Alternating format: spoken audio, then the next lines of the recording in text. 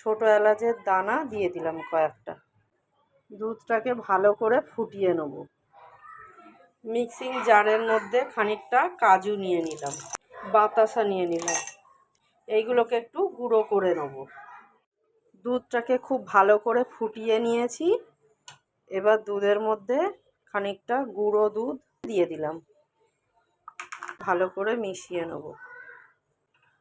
এবার বাতাসা আর কাজুর গুঁড়োটা এতে দিয়ে দেবো, দিয়ে ভালো করে মিশিয়ে নেব।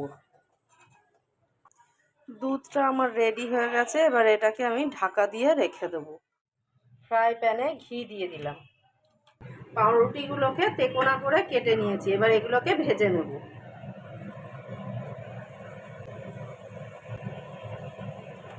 পাউরুটির পিসগুলোকে ভেজে নিচ্ছি। 3টে হিমসাগর আম কেটে নিয়েছি টুকরো করে। এবার এই আমের টুকরোগুলোকে নিয়ে পেস্ট করে নেব। আমের পেস্ট করে নিয়েছি। পেস্টটা এবার এই তাওয়াতে দিয়ে একটু নেড়ে নেব। আমের পাল্পটার মধ্যে 2টো বাতাসা ভেঙে দিয়ে দিলাম, নেড়ে একটু শুকনো করে নেব। আমের পাল্পটাকে শুকনো করে নিয়েছি। এবার এটা নামিয়ে নেব। আমের পাল্পটা নিয়ে এইভাবে ঘিয়ে ভেজে নেওয়া পাউরুটিটার মধ্যে এইভাবে লাগিয়ে নেব। এক পিঠ করে লাগিয়েছি আর এক পিঠটা পরিষ্কার রেখেছি, এইভাবে ওপর দিয়ে চাপা দিয়ে দেবো।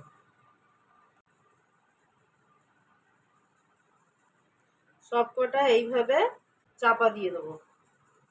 তৈরি করে রাখা দুধটা এবার ওপর দিয়ে দেবো।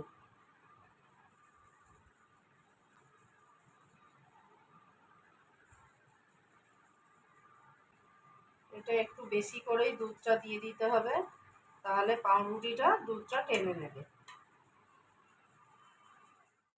এবার এটাকে ঢাকা দিয়ে ফ্রিজে 1 ঘন্টা রেখে ঠান্ডা করে নেব। 1 ঘন্টা ফ্রিজে রাখার পর বার করে নিয়েছি।